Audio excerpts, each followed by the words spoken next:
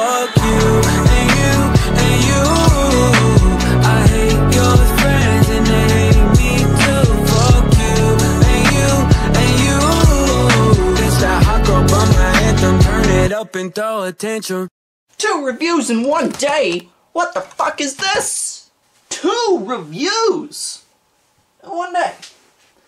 Maybe I'm in a reviewing mood. Maybe over this last little while I haven't been in a reviewing mood. Maybe I've been wondering why I even do these goddamn reviews anyway. Anyways.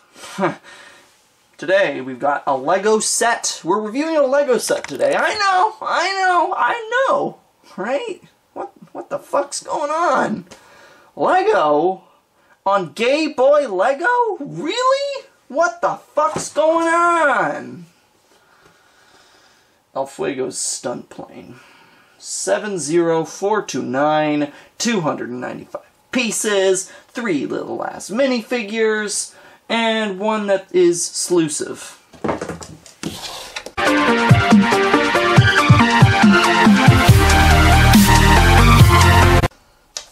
First we'll look at the not exclusives ones. First we've got Jack.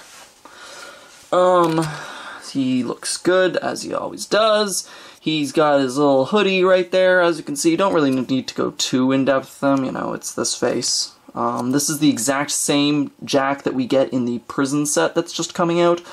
None of the new sets are out in goddamn motherfucking Canada, though. I go all over the region, like, every single, like, week or something. I'm like, come on, new Lego, new Lego, new Lego, and nothing.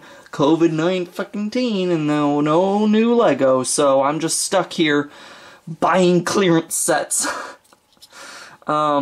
No, but he's a good minifigure. Nice little pockets there, nice little pants, angry little face, love the hat hair mold, and then he's got the happier face right there. And then he's got his phone, bippity-boo.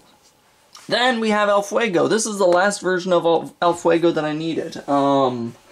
I have the ghost version, I have the janitor version, and I have the stunt version, and now I have the dead version. I don't know what happened to him. I guess he fucking died between installments, between waves, because this is Fuego now.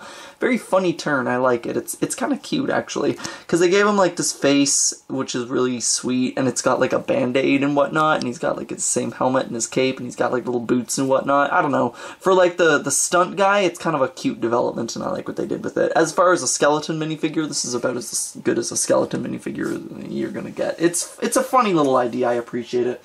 Then our ghost character in this set is named Mary Breaksome? Okay. Mary Breaksome. This is her in her ghost form. As you can see, she's got like a jetpack, and she's got like ghost jets coming out of these things, which is pretty darn cool. Then she's got like ghost propellers up here, and then she's got just like that pack hideously applied by yours truly. You're welcome. And then this is what she looks like. As you can see, she's got this face, which I think is actually exclusive with like the goggles on the ghost face, which is pretty darn cool. You take that off, and then she's got like kind of stunt person torso and legs. Love interest for Fuego, another stunt person, maybe? So yeah, that's all well and good and cool, and now I can do the phenomenal transformation where I show you Mary in her other form. You give her this face right here, as you can see, which has the one, like, kind of excited face right there, like, haha, I'm gonna break some psalms.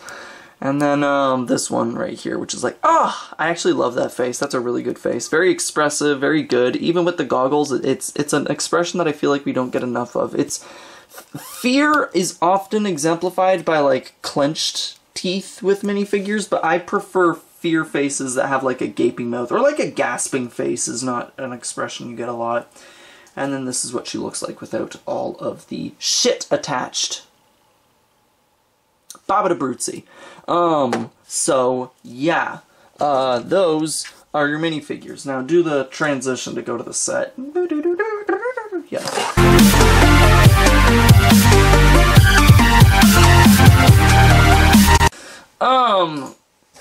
And we got the goddamn dog, same damn dog. What is he named again? Zero? No, Spencer. Yeah. So then we've got the plane. This plane, I was never ever planning on getting this damn plane.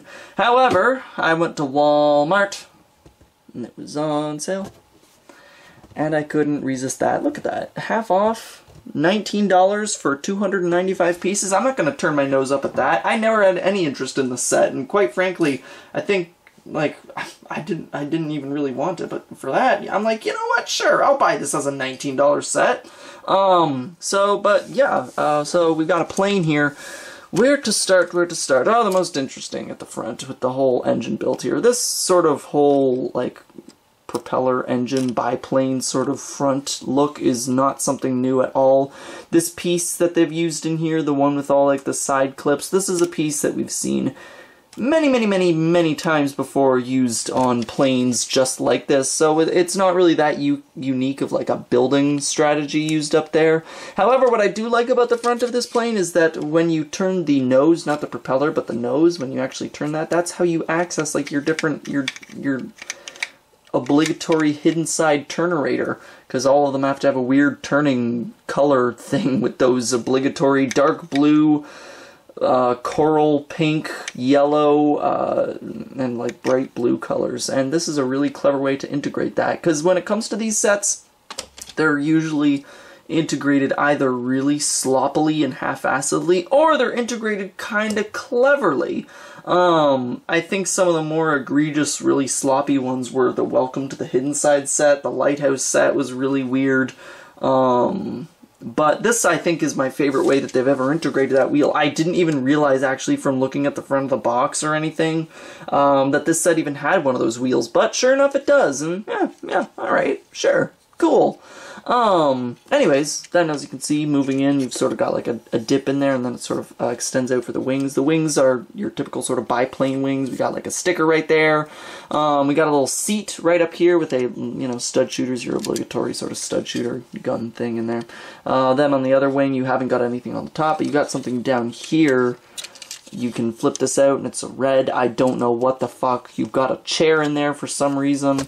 I don't know what that even is, and then that chair has that sticker that we see in a bunch of these sets. As you can see at the side, they've, you know, taken extra measures to make it, like, rounded out, which looks really cool, and they've got, like, exhaust things that have little candle bits kind of spewing out. Cute little detail, and I appreciate it. Moving back, we have got the seats in here. What the hell? Studs and a thing? Could a minifigure even sit on that? Let's see. I don't think so. Yeah, no. Minifigure can't sit there. Can they? Come on. No. No, they cannot. Alright. Yep, no. That doesn't actually work. Come on. No. Okay, so the reason that doesn't work is actually because this seat piece actually doesn't extend the entire width of like a piece, you know? A single like stud space can't actually fit in there. Well, a stud space can, but not like the extra part of leg that comes after the stud space. So they actually fucked this, because you can't actually sit a minifigure in there, because while their back studs will sit here, their forward, like the rest of them can't actually fit in. So it's this battle between like what's going to be sticking, the legs in the notch or the butt studs on the butt studs right there. That it doesn't fit. I'm shocked that they didn't realize that. I never really liked these seat pieces, by the way, these little notch seat pieces that they made for minifigures. I think they're awkward and actually pretty often poorly integrated, usually for spatial reasons. I've never seen them integrate both the studs and the seat notch thing, but it's interesting that they did. It genuinely doesn't work because there's not enough room on the leg notch thing to fit minifigure's legs. So, especially when attached to studs, that is. When brought in with just smooth pieces, you know, that's not a problem. But with the studs there, it fucks it. So, kind of bungled that one, Lego. Then we got the front seat right there with the leg notch clearly meant for El Fuego, and you've got just like a joystick sort of haphazardly just kind of stuffed in there. I could have asked for something better by way of controls. The back seat is the gunner seat, and you got a single stud shooter. Kind of getting real tired of stud shooters. We got stickers on the side. We got the F for El Fuego on the side right there, and then we've got this really, really cute detail right here, which is like how many ghosts they've killed, which is pretty darn cool. How many times can you kill a fucking ghost? Then you got like a metal plate over here with like a little, yeah. Moving on to the back, got our little targets and a nicely shaped sort of back fin right there. I appreciate that. And then we've also just got some more like that green lightning on the yellow sort of detail. The palette for this is, okay. The dark blue against sort of the yellow and the green is alright. It's not garish. It's fine. Yeah, I think it's perfectly serviceable by way of like a plain construction. Not really too much creativity involved in this, but it serves its purpose well. Proportioned reasonably enough with that big fat rotor and like the wings and whatnot, but I don't know, just doesn't really scratch a lot of itches, you know?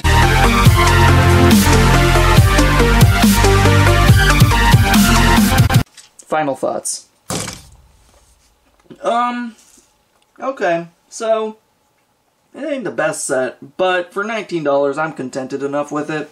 It's not phenomenal, it's not really that groundbreaking. Basically everything that I assumed about it was here, barring like some of the cosmetic choices and whatnot are surprising, and particularly the bungled seat in there. Like I said, for a $19 set, I'm not complaining. Had I bought this for $40, yeah, I would have been disappointed. I don't think you should get this for its regular retail. It's a perfectly competent plane, but it's not really using a lot of very mature sort of piece. It's not really using many mature building techniques or anything. It doesn't really have that much it's not that dynamic. It uses a lot of pretty derivative stuff. Honestly, the most remarkable thing about this set is probably the introduction of the skeleton El Fuego and maybe like the clever integration of the obligatory hidden side color wheel. Yeah, but other than that, there ain't too much going for this one. It's probably something that would entertain a kid more than it would entertain like an adult with a brain. Yeah, if you've never seen a Lego plane before, you probably think it's pretty good, but seeing as we all are pretty familiar with Lego planes at this point, it leaves something to be desired. I kind of also wish that maybe color-wise it was a bit more similar to El Fuego's stunt truck. Like, why did his palette completely change? I think that the stunt truck colors were a lot more appealing than the colors of this, because this is kind of, it looks kind of dull, it's built kind of dull. I kind of wish that maybe we had a ghost plane instead. I think that would have been cool, because this jetpack thing is fine, but I would have liked to, something aviary would have been cool, you know? Have the biplane belong to the ghost person, and have El Fuego on the jetpack would have honestly worked a little bit better. But then again, where would you put Jack? I don't freaking know. Yeah. So I guess that's sort of a little bit of a dilemma there, but still, I don't know. I think that making the set a little more ghost-centered would have maybe given it something a little more interesting, but just as a stunt plane, it's not that interesting, it's not that good. It doesn't really interest me all that much, doesn't scratch the itch. For $19, it's a perfectly fine little thing that we got going here, but other than that, yeah, this is a safe one to skip. I was smart to not purchase it for a while and then just sort of get on it, you know, when it went on a massive sale. It's kind of weird. El Fuego's design on the front of this box almost makes it look like he originally had like another piece of clothing, like a thing around his neck. It's kind of a really weird way to put a Lego cape. Like, it almost makes it seem like there was originally an extra element to his design, like he was actually wearing some clothing. But I guess when you're dead, you can just be a nudist. Who the hell even cares at that point? So yeah, that's really all I've got to say about El Fuego's stunt plane. If you see it on a sale as good as this, then yeah, sure, buy it, whatever, but anything further than that, and if you're on like a pretty severe budget, then this one is pretty much worth skipping.